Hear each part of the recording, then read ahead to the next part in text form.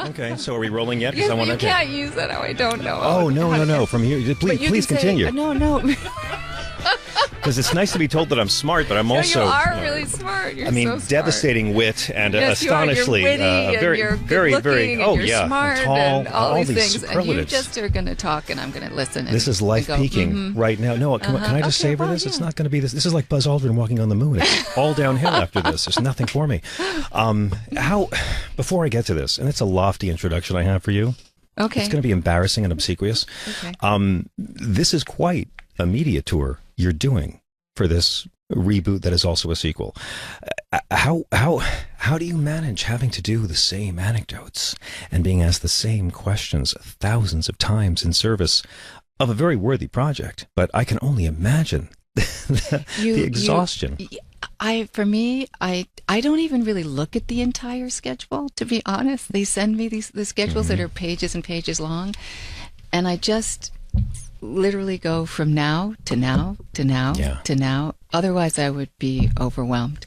And I try my best to pay attention fully to the person that I'm sitting with. Right. Because everybody I meet knows something, and in your case, many, many, many, many, many things that I don't know. So I would like to be the beneficiary of the things. You went to Yale, lady. I don't know what this is about. It's only because I have critical thinking skills, not because I have amassed knowledge. Oh, my. Okay. Is it an extension of the performance itself, the press tour? No. A component of the performance? I don't think so. I think it is... A bastard cousin it feels like evangelical kind of thing.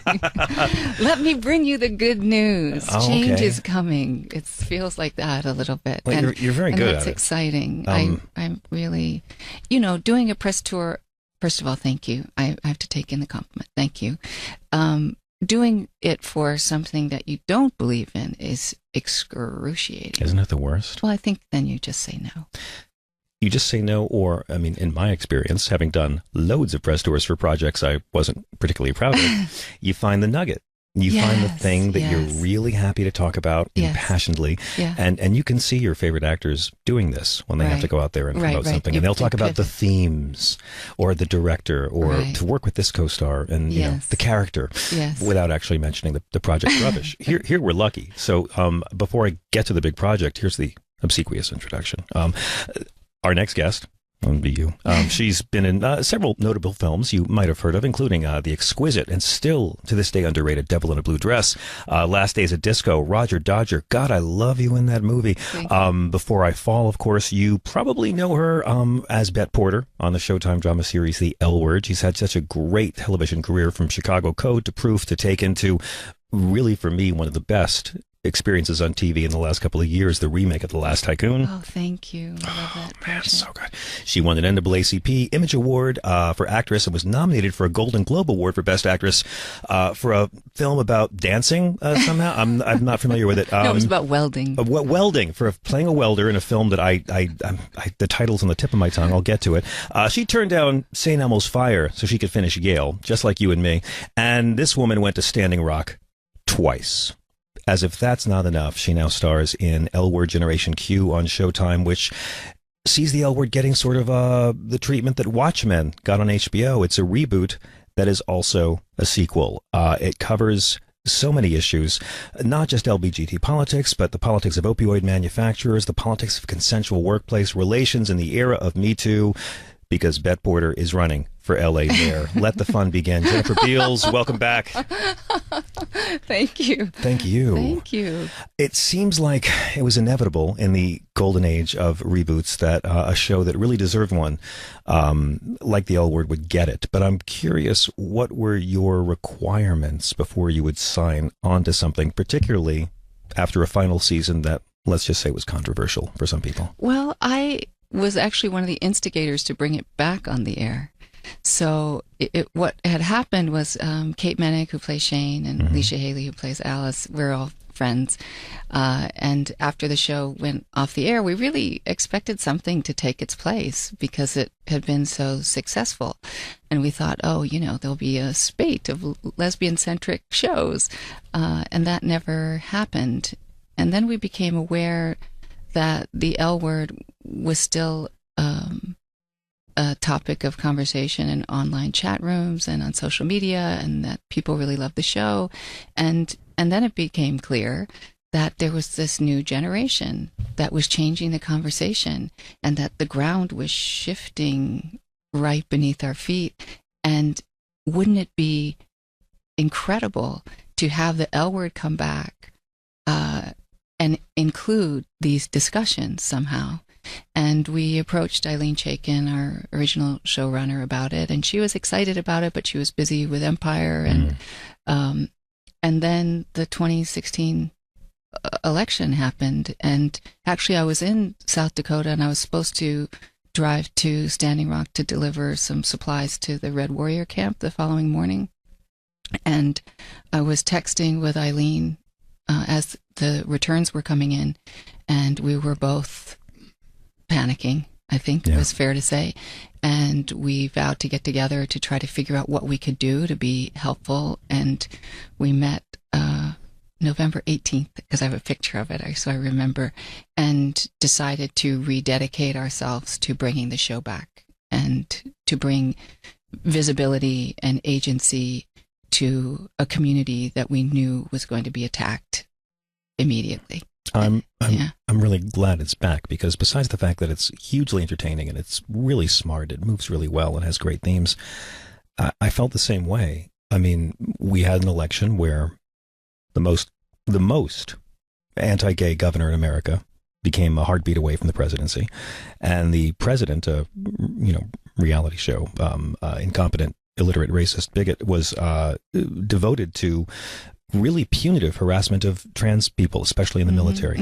And we need the show so much right now. But in watching it and seeing the new, younger characters blending with the characters that we love, I thought, my God, this is why we really need it, because these younger actors, these characters grew up watching this show. These people were in grade school when it first premiered 15 years ago. And there's a whole generation of young people, not just lesbian, plenty of breeders too, who have grown up loving this show. And the character story arcs still have a lot of places to go. And I feel like these characters can still serve not just the LGBT community, but the entire American society right now. Definitely. And I think one of the things that I love about it so much is that it's an answer to this divisiveness that's happening.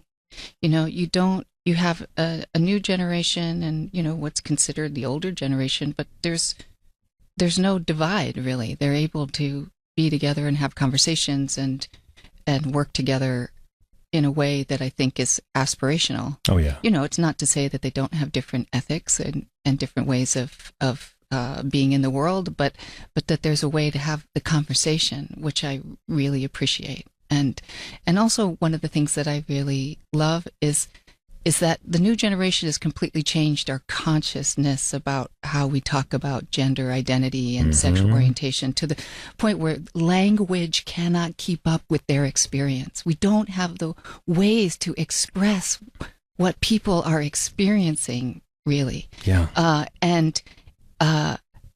But they're hell-bent on defining themselves and living as authentically as possible, regardless of what the status quo tells them they should or shouldn't be. And I think that theme of authenticity and really, at the end, love, is pertinent to everyone, and no matter if you're talking about your sexuality or your gender identity, or you're talking about who you are to your family or who you are at work. And I think it's just really important to start being as honest as we can with ourselves and with each other, as challenging as that might be sometimes, and painful. This sounds a bit like one of Beth's campaign speeches. Was it your idea to have her entering politics and running for mayor? I really wanted her to run for office. I thought it was a natural progression. Not to give any spoilers, but in the last 2.5 years of her life that precede the beginning of the show, she's had a very challenging time. And this decision to run for mayor comes out of personal experience and wanting to right certain wrongs. So yeah, she's on a bit of a crusade. But having said that, she is her own worst enemy. She's her own worst enemy. It's interesting watching it. I made me wonder, did you go back and watch the original series at I all watched a lot of it, yeah. to get ready for this, or had you just been watching it? No, I know. Yeah. No, I hadn't been watching it. It's because it's one of those shows that if there's a rerun on, it stays on, at least in our house. Yeah, I really have trouble watching myself. It's a very surreal experience. But Kate and Leisha and I forced ourselves to watch it so that we could familiarize ourselves even with storylines. Yeah. But there was one episode that I missed watching because we were doing a scene, it's in the trailer in the new show, where everybody else is doing shots and I put mine over my shoulder because of a prior incident that I can't really talk about right now, Right. but you'll see in episode 104. And somebody came up to me and said, no, don't throw the shot over your shoulder. I said, why? It just feels really right. And then Kate reminded this person, well, she's already done it. Like, Bet's already done it. Remember in the party with blah, blah, blah, and she explained. I was like, oh, see, look, my DNA remembers. I remember what's true. Your That was DNA exciting. remembers it. Yeah. Did it feel that natural and comfortable to slip back into her skin? Only when I got my cufflinks on. We were trying to figure out, okay, in these 10 years, what core values are the same and what has shifted. And I was experimenting to see, in wardrobe, what maybe might have shifted. And we were trying all these different things and it just didn't feel right. Because we were also trying to walk that line of being, progressive in terms of fashion, but also you're running for mayor, so you have to be mindful of what message you're sending through your clothes. But it wasn't until I got my cufflinks on, and in going back to the discussion about authenticity, that's I had to get back to the most authentic aspect of Bet before I could be put in the water. What is the most authentic aspect? Well, of her? I think it's that relishing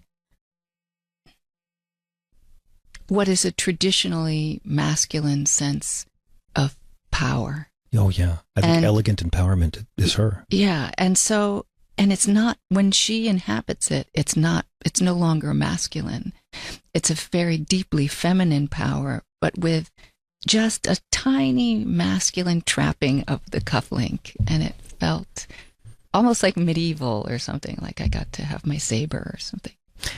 Can I ask you about that on a craft level? I mean, there's this great scene in Wim Wenders' Wings of Desire where Peter Falk is playing Peter Falk and he's doing a World War II movie and he can't get his character right until he finds the right hat. And there's a whole scene where he's just trying on hats in the mirror and rejecting them all and just very, very low key. And some purists would say, oh, no, it's got to all come internally.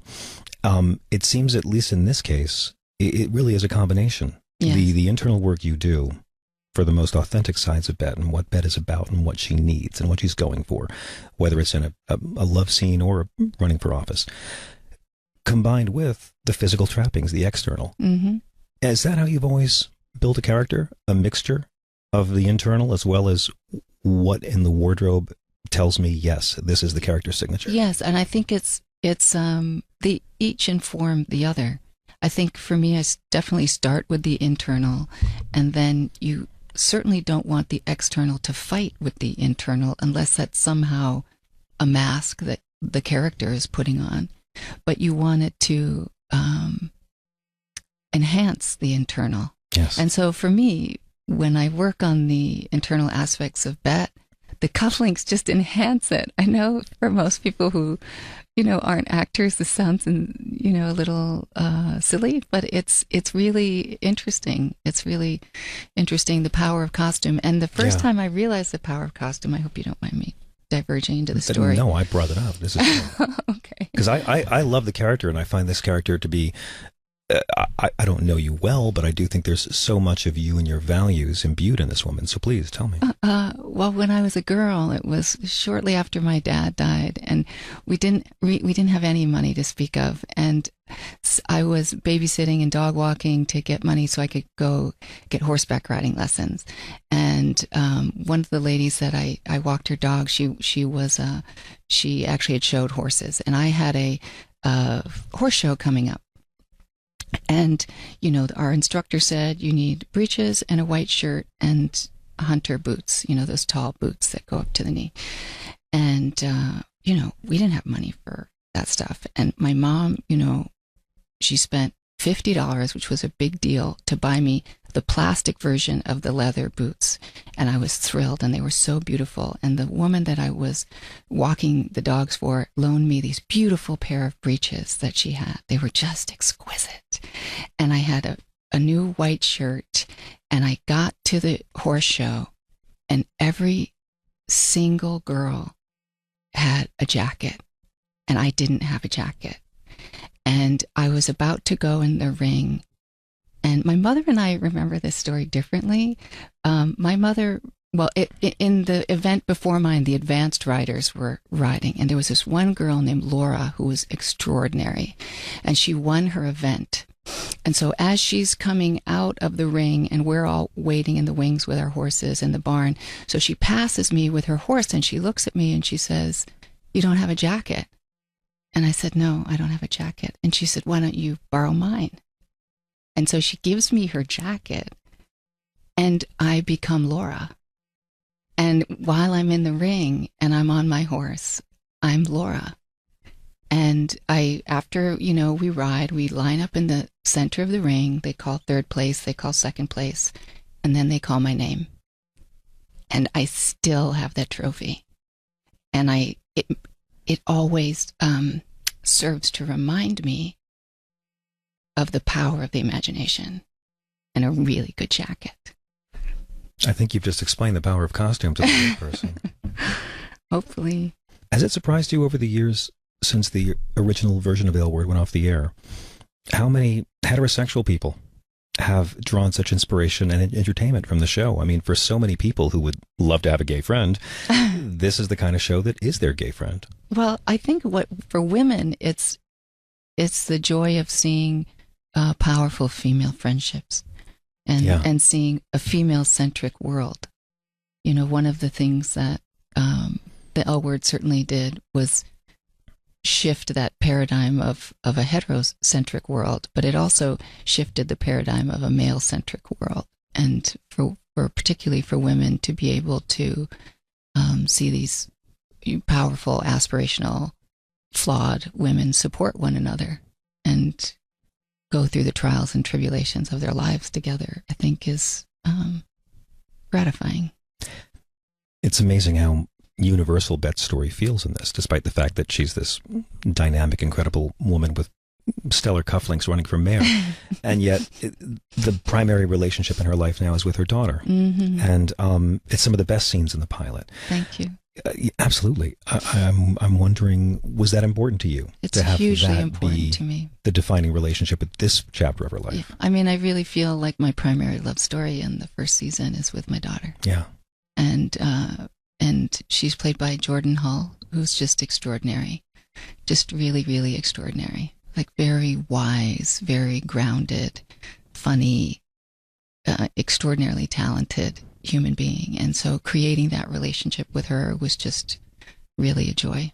I think the show's always been at its best when it shows how the personal is political. Mm-hmm. And to have the lead character in a show about lesbian life in America, and to have the main relationship in her life not be romantic, but just being a mom. Mm-hmm. Mm-hmm. That's a relationship we haven't seen on TV. No, we haven't seen it. And it's one of the things that was really important to me to play, that and dealing also with aging, mm-hmm. And I said, I really want Bet to be menopausal. Oh, wow. There was silence in the room. and because the writer's room was very young for the most part.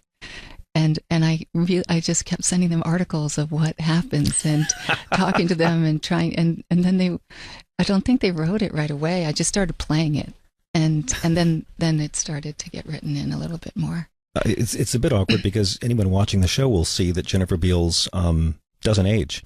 Oh, that's such a... No, there's been not true. Most of the reviews I've read about. I mean, I know a lot of it's good lighting, but... It's good lighting, it's good makeup, believe me. And the thing is, there's this weird thing about like how that's a congratulatory thing, it's really interesting. Like the notion of age defying or ageless, like, why is that a good thing? Why isn't wisdom a good thing? Why isn't life experience that sits on your skin a good thing. Why isn't living long enough to age a good thing? Exactly. I know so many people that wish they could have made it to 50. Yes, yeah. Not to say that I will be abandoning face creams anytime soon, because I have a chosen career that depends on it to a certain degree. But as a woman, it's not ideal. And yet, your beauty has always served you in roles, but I've never really seen you take a role on that was just about being beautiful. Even something like The Bride, which I saw again not too long ago, and it's maybe some of the best physical work I've ever seen you do. Oh gosh, thank you. I mean, it's really, really digging deep.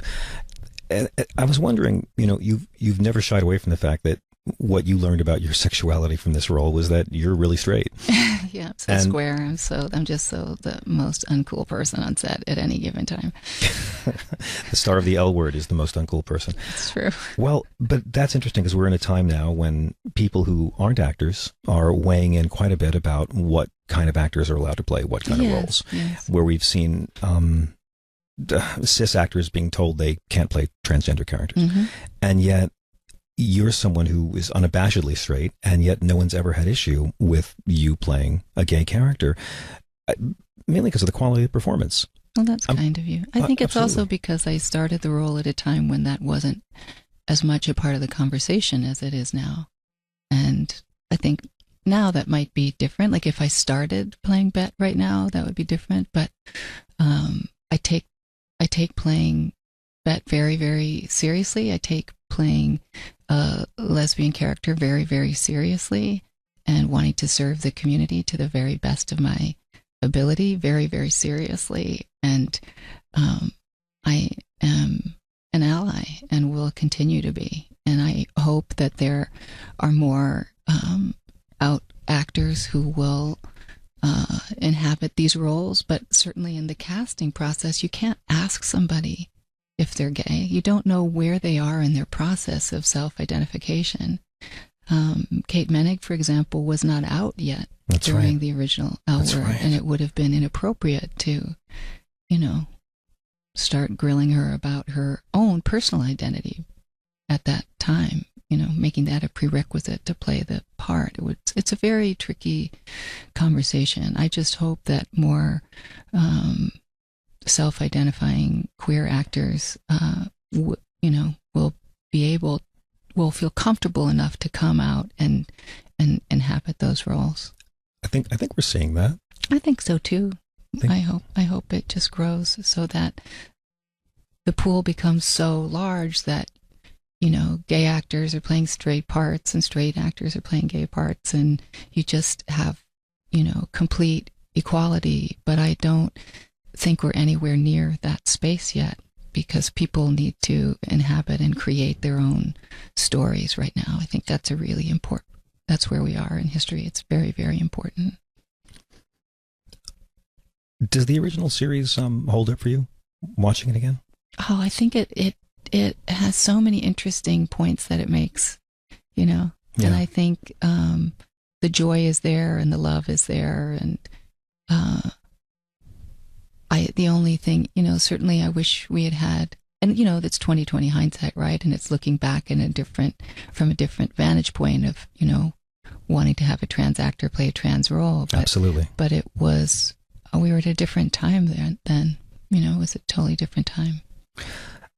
I'm sure you're asked a lot about the 6th season, the controversial season of the L Word, where it became about a murder mystery.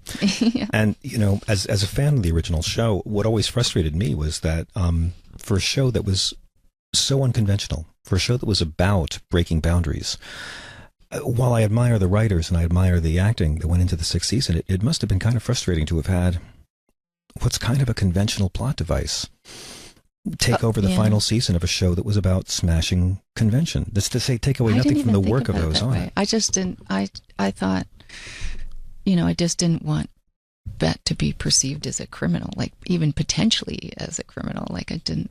The 6th season. Even Eileen admits the 6th season. Maybe we'll just pretend it didn't happen. It's the Terminator 3, or yeah, right. Much has been made about the feminism aspect of the explicit sexuality on screen, and how the shock value, or at least the shock value for some people, of the explicitness of some of the relations, especially in the new season, really was a bold statement of feminism, that this is how people love. And if it makes you uncomfortable, I'm sorry, this is how it is. And while I respect that argument, I always felt, maybe paradoxically, it was equally feminist on a show that showcased sexuality, that you never did nudity. And I always admired how the show could do those two things at the same time. And I always felt that your having a no nudity clause was every bit as feminist as the nudity that was in the show. Maybe I'm off base on that, but it seems like that was always very important to you, and for feminist reasons. Well, I think what was important to me was that you create the intimacy in the scene. That, you know, love scenes or sex scenes are scenes, and they have a beginning, a middle, and an end, and they have things that people want from one another. And those things are not just the things that are on the surface. There are other deeper reasons. And how do you play that within a scene, that given the context? And my scene partner, Laurel Holloman, and I really worked quite hard to figure out those moments. And all of those scenes were choreographed in detail. To try to convey something other than just, okay, now here's your sex scene. Oh yes, it was never. So what's funny is that a lot of people assume that I did nudity because of the intimacy of the scene, which makes me very happy. Yeah. What do you think Bet wants beyond being elected mayor? What is it that drives her, especially in the new season?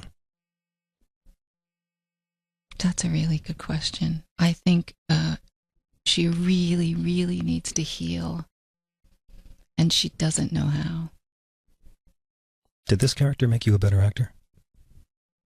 Well, this character certainly expanded my ability to inhabit authoritative women. And because Bet is like a marker, like after Bet is the Chicago Code, is taken, is Margot Taft. There is no Margot Taft without Bet Porter. And Margot Taft is my favorite dame in the whole world. Yeah. You know, she's really something else. But yeah, Bet really put me on that path. It is so great to have these characters back. It is so amazing. I didn't know how much I missed them. Oh, and sweet. It's really great to see where you're taking this character. It is both a sequel and a reboot at the same time. Creatively, it's really inspiring to see. And I could have just talked to you about The Last Tycoon for this entire time. Jennifer Beals, I'm sorry, I forgot the name of that movie with the welding and the dancing. I'll look it up and get back to it. In the meantime, Dirty Dancing. Oh, that's it. I have to find out. In the meantime, congratulations on L Word Generation Q. You guys can see it on Showtime right now. It's highly recommended. And I just can't wait to see what you do next. Oh, thank you so much. It's always a pleasure. It's so nice to see you. And just to finish, I want to thank you for taking the capital that celebrity has afforded you and using it for people that you may never know. When I saw you at Standing Rock, to me, that's the best thing you can do with celebrity, is to repurpose it for communities that need it. Well, thank you. And I think that's why we're all here, is to help each other. I can't say it better than that. Write that down and we'll say that I said it. Thank you, Jennifer. We'll be right back. Thank you.